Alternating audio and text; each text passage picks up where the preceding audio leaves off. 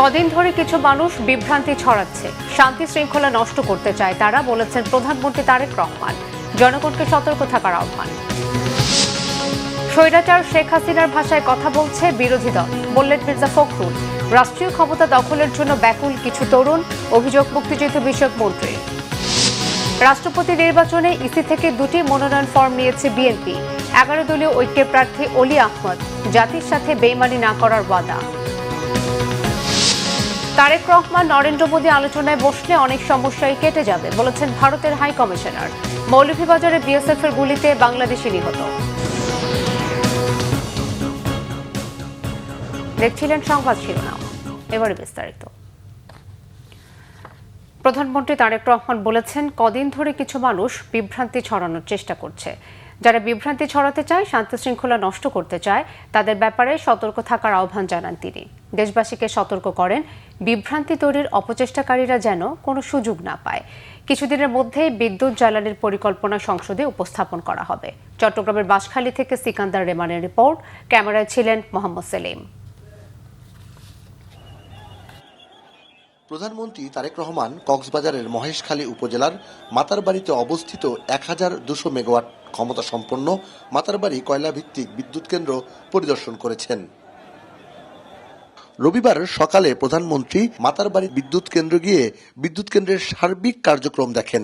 এ সময় প্রকল্প সংশ্লিষ্ট কর্মকর্তারা তাকে বিদ্যুৎ কেন্দ্রের বর্তমান অবস্থা, বিদ্যুৎ উৎপাদন ও পরিচালন কার্যক্রম, উৎপাদন সক্ষমতা, জ্বালানি সরবরাহ ও ব্যবস্থাপনা, প্ল্যান্টের পরিচালন দক্ষতা, রক্ষণাবেক্ষণ, নিরাপত্তা ব্যবস্থা এবং সংশ্লিষ্ট অবকাঠামো সম্পর্কে বিস্তারিত অবহিত করেন। এ সময় প্রকল্প এলাকায় প্রধানমন্ত্রী একটি নিমের চারা রোপণ করেন।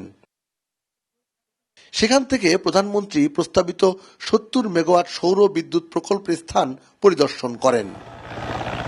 পরে চট্টগ্রামের বাঁশখালী উপজেলার বাহারছড়া ইউনিয়নের সাম্প্রতিক বন্যায় ক্ষতিগ্রস্ত পরিবারের জন্য নতুন বাসগৃহ নির্মাণ কর্মসূচির আওতায় বাঁশখালীর বাহারছড়া গ্রামের একটি ক্ষতিগ্রস্ত পরিবারের কাছে নতুন বাড়ির চাবি হস্তান্তর করেন।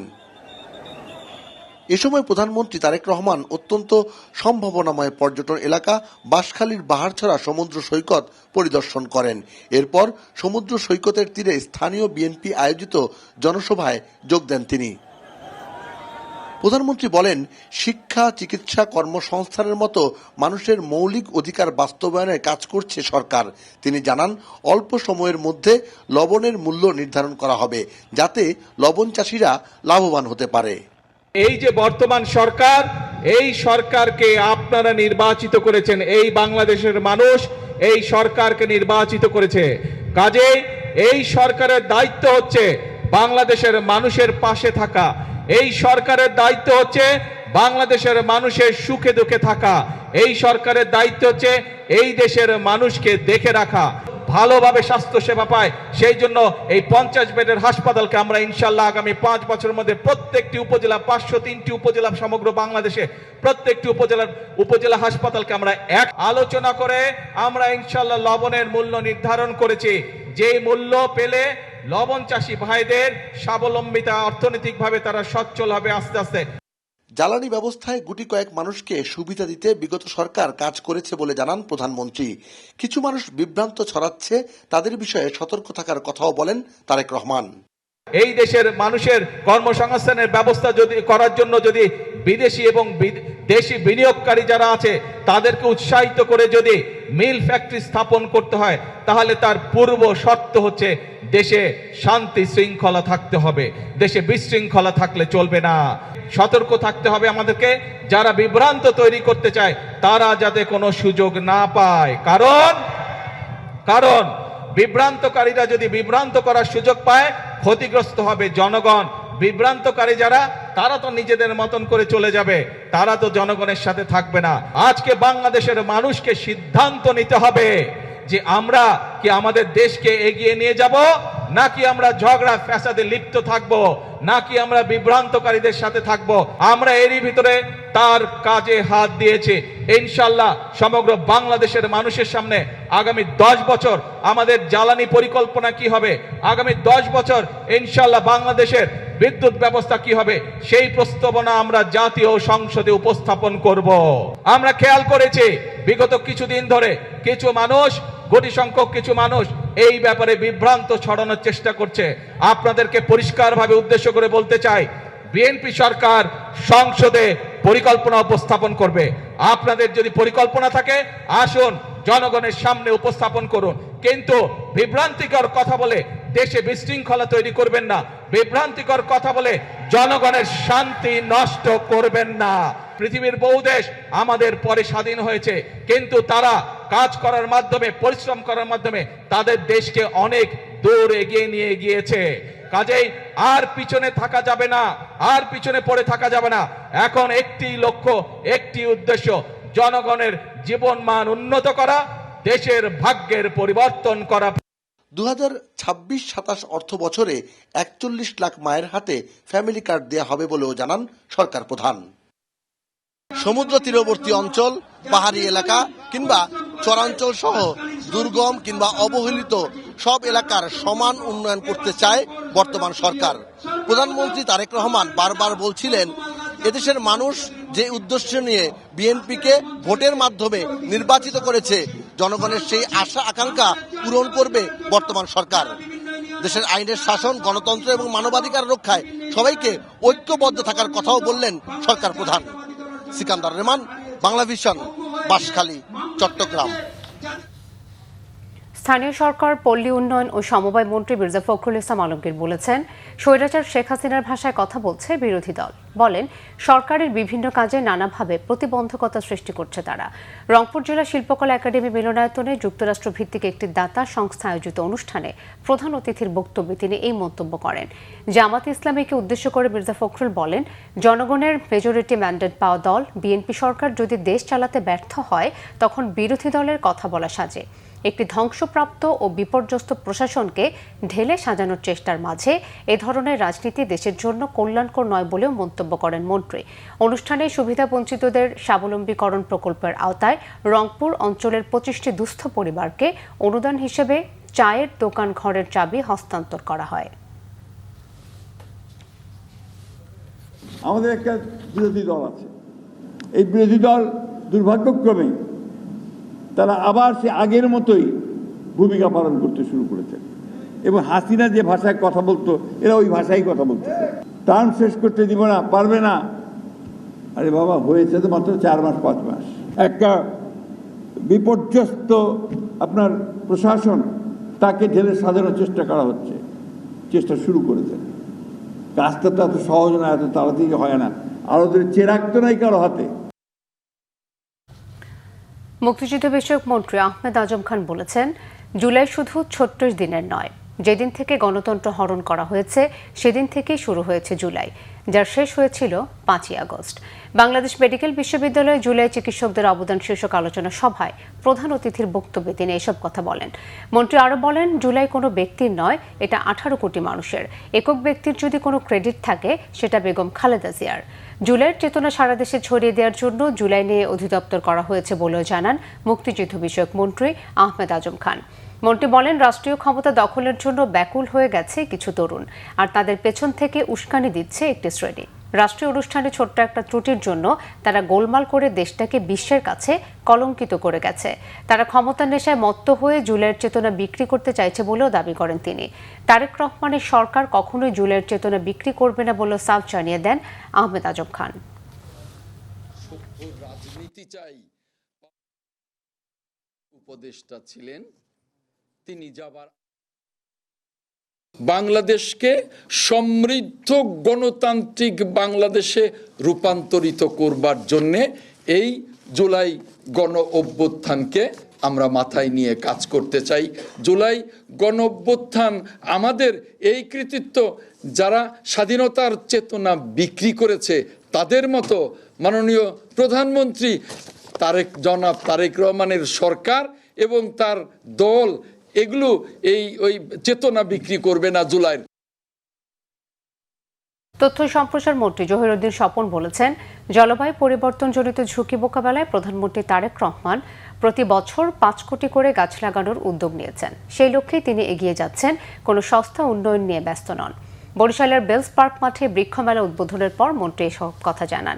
বলেন, জলবায়ু প্রতিনিয়ত পরিবর্তন হচ্ছে, আর বাংলাদেশ এই নিয়ে অন্যতম ঝুঁকির মধ্যে রয়েছে, যেখানে সবচেয়ে বেশি ঝুঁকিতে উপকূলীয় এলাকাগুলো। এই সমস্যার সমাধান বৈশ্বিকভাবে করতে চান তারেক রহমান। এ সময় জ্বালানি ব্যবহারের ক্ষেত্রে সবাইকে আরও সচেতন হওয়ার আহ্বান জানান মন্ত্রী। বলেন, জ্বালানি ব্যবহারের ক্ষেত্রে সচেতন না হলে পৃথিবীর তাপমাত্রা বসবাসের অযোগ্য হয়ে যাবে। পরে তিনি বৃক্ষমেলা ঘুরে দেখেন।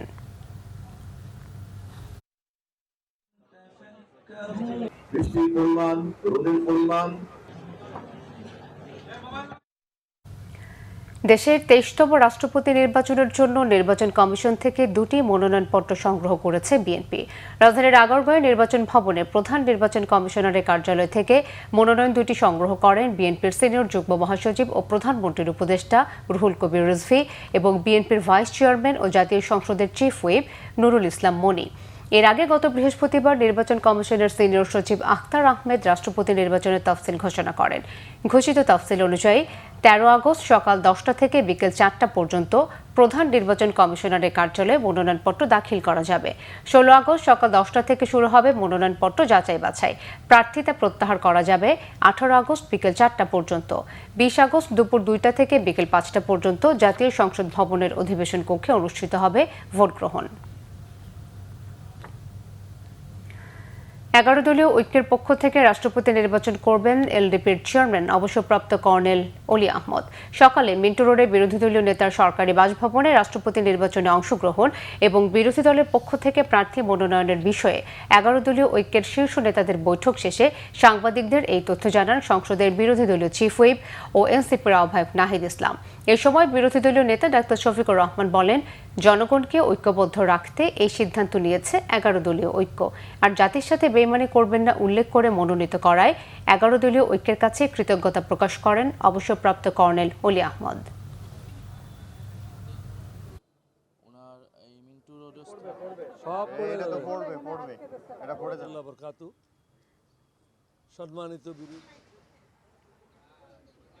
এই রাষ্ট্রপতি নির্বাচনে প্রার্থী হবেন আমাদের 11 দলেরই শরিক দল এলডিপির সম্মানিত চেয়ারম্যান কর্নেল অলি আহমদ। উনি 11 দলের পক্ষ থেকে রাষ্ট্রপতি পদে প্রার্থী থাকবেন 11 দলের। আমরা মনে করি দেশের এই যে সংকট একটা চলছে, এই সময় দেশে যে ধরনের অভিভাবকত্ব প্রয়োজন, রাষ্ট্রপতি হিসেবে আমরা মনে করি কর্নেল অলি আহমেদ উপযুক্ত এবং ওনার অভিভাবকত্বে বা ওনার নেতৃত্বে এই সংকটগুলো নিরসন হওয়া সম্ভব বলে আমরা মনে করি।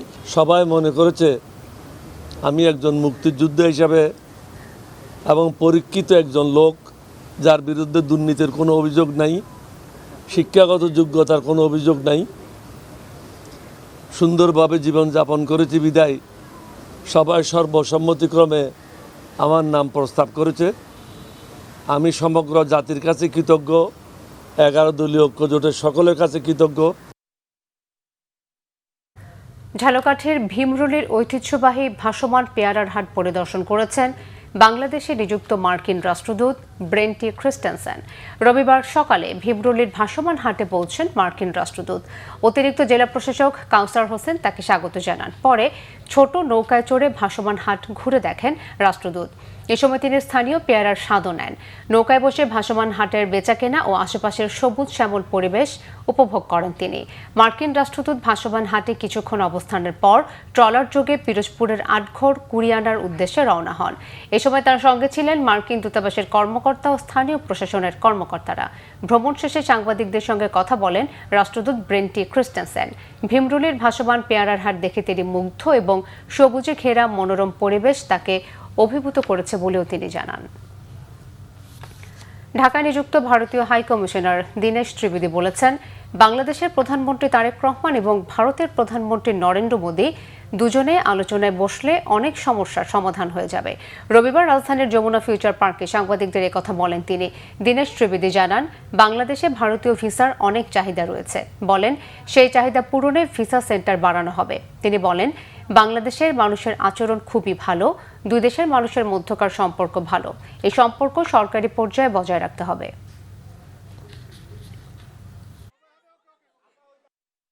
আমরা আসবো যাব, সরকার আসবে যাবে, মানুষও থাকবে। দুই দিকে মানুষের সম্পর্ক খুবই ভালো, বোথ বাংলাদেশ এন্ড ইন্ডিয়া। এই পিপল টু পিপল সম্পর্ক খুবই ভালো। এই সম্পর্কটা আমাদের গভর্নমেন্টাল লেভেল থেকে ভালো করতে হবে, আর এটা আমাদের সবাই দায়িত্ব। মৌলভীবাজারে কুলাউড়া সীমান্তে ভারতের অভ্যন্তরে বিএসএফের গুলিতে এক বাংলাদেশি নিহত হয়েছে। বিজিবি জানায়, শনিবার রাত 3:30টায় ভারতের অভ্যন্তরে মাগুরুলি স্থানে ঘটনাটি ঘটে। মৌলভীবাজার জেলার কুলাউড়া উপজেলার পৃথিম পাশা ইউনিয়নের বিপরীতে মাগুরুলি স্থানটির অবস্থান। নিহতের নাম মোহাম্মদ তারা মিয়া, বয়স 20 বছর। কুলাউড়া উপজেলার মুরাইছড়া বস্তি গ্রামের আব্দুল মালিকের ছেলে তারা মিয়া সহ 4-5 জন ভারত সীমান্তে ঢুকলে বিএসএফ গুলি করে। এতে তারা মিয়া গুলিবিদ্ধ হলেও বাকিরা পালিয়ে যায়। বিজিবির অধিনায়ক লেফটেন্যান্ট কর্নেল সরকার আসিফ মাহমুদ বিষয়টি নিশ্চিত করেছেন।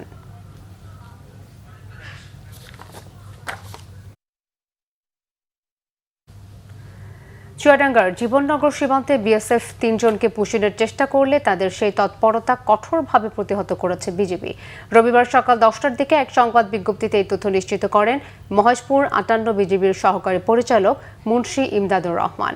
বিজিবি জানায়, ভোরে জীবননগর উপজেলার মাধবখালী সীমান্ত এলাকায় ভারতের নিরাপত্তা বেষ্টনীর একটি গেট দিয়ে এক পুরুষ ও 2 নারীকে বাংলাদেশে পুষিনের চেষ্টা করে 32 বিএসএফ ব্যাটালিয়নের মেতিরি ক্যাম্পের সদস্যরা।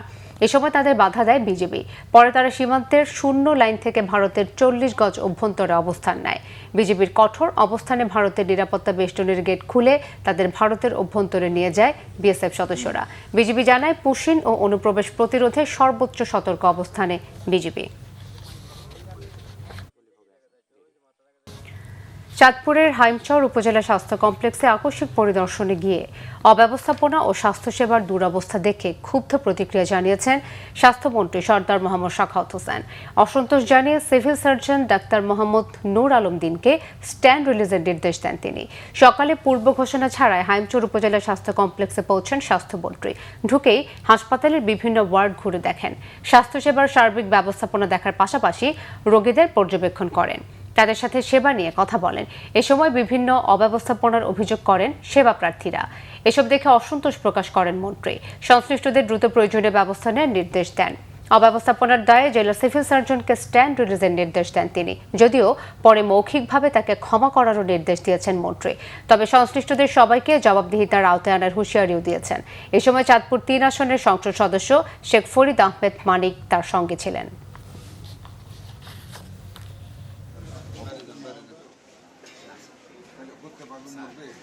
সিভিল সার্জন উইথড্র করতে বলেছি আমি এখান থেকে, কারণ ওনার কোনো খেয়ালই নেই আমার এখানে র্যাবিস ভ্যাকসিন পাইনি, তারপর ডেঙ্গুর ভ্যাকসিন ইঞ্জেকশন পাইনি। এইগুলি যে উত্তর পেয়েছে এতে আমি সন্তুষ্ট হতে পারি। পিএইচএর চিঠি দিয়েছে, উনিও দায় সারা মতো চিঠি দিয়ে বসেছে। একটা রুগী আসলে আমার কুকুরটা আমার মারাও যেতে পারতো, যাক আল্লাহ রহমত করেছে। আমি অর্ডার দিয়েছি ঢাকা থেকে আজকে গিয়ে ভ্যাকসিন আনার জন্য, আমাদের ভ্যাকসিনের অভাবে। ইউনো সাহেবকে বললো ভ্যাকসিন দিতে পারতেন। বাথরুমের অবস্থা দেখেছেন, একটা লেবার রুম সার্ভেন করে দিয়েছে। বগুড়ায় দাঁড়িয়ে থাকা একটি ট্রাকের সাথে আরেকটি ট্রাকের ধাক্কায় নিহত হয়েছেন 3 জন এবং হবিগঞ্জে ট্রাক চাপায় সিএনজি অটোরিকশার 2 যাত্রী নিহত হয়েছেন। বগুড়ায় সকালে বিকল হয়ে দাঁড়িয়ে থাকা একটি ট্রাককে পেছন থেকে আরেকটি ট্রাক ধাক্কা দিলে 3 জন নিহত হন। পুলিশ জানায়, সিলিমপুর পল্লী বিদ্যুৎ অফিসের সামনে ঢাকাবাহী অপর একটি ট্রাক বিকল ট্রাকটিকে পেছন থেকে ধাক্কা দিলে ঘটনাস্থলে 2 জন নিহত হন। পরে ট্রাক চালক ও সহকারীকে হাসপাতালে নেওয়া হলে মৃত্যু হয় আরও একজনের। আহত ব্যক্তি শহীদ জিয়াউর রহমান মেডিকেল কলেজ হাসপাতালে চিকিৎসাধীন। নিহতদের পরিচয় জানা যায়নি। এদিকে হবিগঞ্জের মাধবপুরগামী একটি সিএনজি অটোরিকশা মহাসড়কের বেজুরা এলাকায় পৌঁছলে বিপরীত দিক থেকে আসা তেলবাহী একটি ট্রাক চাপা দেয়। এতে ঘটনাস্থলে 2 জন মারা যান। গুরুতর আহত 3 জনকে বিভিন্ন হাসপাতালে ভর্তি করা হয়েছে। নিহতরা হলেন উপজেলার রতনপুর এলাকার রিপন মিয়া ও পশ্চিম মাধবপুর এলাকার আবুল খায়ের। দুর্ঘটনায় সিএনজি অটোরিকশাটি দুমড়ে মুচড়ে যায়। এছাড়াও টঙ্গীর গাজীপুরা এলাকায় সড়ক দুর্ঘটনায় তামিরুল মিল্লাত কামিল মাদ্রাসার ইয়াসিন আলী নামে এক শিক্ষার্থী নিহত হয়েছেন। এ ঘটনায় শিক্ষার্থীরা মাদ্রাসার প্রধান ফটকের সামনে ও গাজীপুরা বাসস্ট্যান্ড এলাকায় অবস্থান নিয়ে সকাল থেকে দুপুর পর্যন্ত ঢাকা ময়মনসিংহ মহাসড়ক অবরোধ করে বিক্ষোভ করে। দেশের বিভিন্ন জায়গার আরও কিছু খবর নিয়ে ডেস্ক রিপোর্ট। পার্বত্য চট্টগ্রাম শান্তি চুক্তি বাতিল করা হলে সরকারকে নাকে খত দিয়ে এর চেয়েও শক্তিশালী চুক্তি করতে হবে বলে মন্তব্য করেছেন জুম স্থেটিক কাউন্সিলের সভাপতি শিশির চাকমা। আন্তর্জাতিক আদিবাসী দিবস উপলক্ষে রাঙামাটি পৌরসভার সামনে অনুষ্ঠিত আলোচনা সভায় প্রধান অতিথির বক্তব্যে তিনি একথা বলেন। উদ্বোধক ছিলেন পার্বত্য চট্টগ্রাম আঞ্চলিক পরিষদের সদস্য অ্যাডভোকেট চঞ্চু চাকমা। নানা আয়োজনে দিবসটি পালন হয়েছে খাগড়াছড়িতে। শহরের চেঙ্গি স্কয়ার থেকে একটি বর্ণাঢ্য শোভাযাত্রা বের করা হয়। পরে শহরের মারমা উন্নয়ন সংসদে সমাবেশ হয়। এতে জেলার বিভিন্ন উপজেলা থেকে নেতাকর্মীরা যোগ দেন। দিবসটিতে বগুড়ায় প্রেস ক্লাবের সংবাদ সম্মেলন হয়েছে। এতে রাজশাহী, নওগাঁ, নাটোর, গাইবান্ধা, পাবনা, বগুড়া, জয়পুরহাট জেলার নেতারা উপস্থিত ছিলেন। সংগঠনটির কেন্দ্রীয় নেতা ফিলিমন বাসকে, সাধারণ সম্পাদক নরেনচন্দ্র পাহান সহ অনেকেই উপস্থিত ছিলেন। দিবসটি উপলক্ষে বর্ণাঢ্য শোভাযাত্রা ও আলোচনা সভা হয়েছে ঠাকুরগাঁওয়ে। পরে জজ কোর্টের সামনে ঘণ্টাব্যাপী নিজেদের সমৃদ্ধ সংস্কৃতির নানা দিক তুলে ধরেন। নরসিংদীতে বৃক্ষরোপণ কর্মসূচি ও কৃতি শিক্ষার্থীদের সংবর্ধনা অনুষ্ঠান হয়েছে। চিনিশপুর ইউনিয়ন বিএনপির উদ্যোগে Rajadia Chinishpur high school and college প্রাঙ্গণে এই সংবর্ধনা অনুষ্ঠানে প্রধান অতিথি ছিলেন সংসদ সদস্য এবং স্বরাষ্ট্র মন্ত্রণালয় সম্পর্কিত সংসদীয় কমিটির সদস্য অ্যাডভোকেট শিরিন সুলতানা। এতে সভাপতিত্ব করেন চিনিশপুর ইউনিয়ন বিএনপির আহ্বায়ক আওলাদ হোসেন মোল্লা। নানা আয়োজনে নজরুল বর্ষ 2026-27 পালিত হয়েছে কুষ্টিয়া সরকারি কলেজ অডিটোরিয়ামে। অধ্যক্ষ প্রফেসর আব্দুল লতিফের সভাপতিত্বে অনুষ্ঠানে প্রধান অতিথি ছিলেন জেলা বিএনপির আহ্বায়ক কুতুবুদ্দিন ও বিশেষ অতিথি সদস্য সচিব জাকির হোসেন সরকার। প্রধান আলোচক হিসেবে নজরুল সাহিত্যের ওপর আলোকপাত করেন বিশিষ্ট নজরুল গবেষক চুয়াডাঙ্গা সরকারি কলেজের অধ্যাপক ডক্টর মুন্সি আবু সাইফ ও কুষ্টিয়া সরকারি কলেজের শিক্ষক পরিষদের সাধারণ সম্পাদক বাংলা বিভাগের সহযোগী অধ্যাপক নাজমুল হুসাইন। আওয়ামী ফ্যাসিস্টদের বিরুদ্ধে বিক্ষোভ মিছিল হয়েছে সাভারে। বিক্ষোভ মিছিলটি মোগরাকান্দা তেল পাম্পের সামনে থেকে শুরু হয়ে ভাকুরতা বাজারে গিয়ে শেষ হয়। ঢাকা জেলা বিএনপির সাংগঠনিক সম্পাদক ব্যারিস্টার ইরফান ইবনে আমানের পক্ষে এতে নেতৃত্ব দেন ভাকুরতা ইউনিয়ন যুবদলের সভাপতি আশরাফুল আলম। পরে হয় সংক্ষিপ্ত সমাবেশ। নারায়ণগঞ্জের রূপগঞ্জে অনুষ্ঠিত হয়েছে ঐতিহ্যবাহী পাতিল দৌড় প্রতিযোগিতা। কাঞ্চন পৌরসভার কেরাব গ্রামে এর আয়োজন করে স্থানীয় যুবকরা। প্রতিযোগিতায় বিভিন্ন এলাকার 9 জন খেলোয়াড় অংশ নেন। পরে বিজয়ীদের পুরস্কার দেয়া হয়। Nazneen Akter, Bangla Vision news desk. এই ছিল এখনকার মতো। পরের সংবাদ সন্ধ্যা 7:30টায় দেখার আমন্ত্রণ রইল। এছাড়া বাংলা ভিশন সংবাদ ও সংবাদ সংশ্লিষ্ট অনুষ্ঠান দেখতে ভিজিট করুন www.bvnews24.com ও facebook.com/banglavisionnews এবং সাবস্ক্রাইব করুন youtube.com/banglavisionnews। ধন্যবাদ।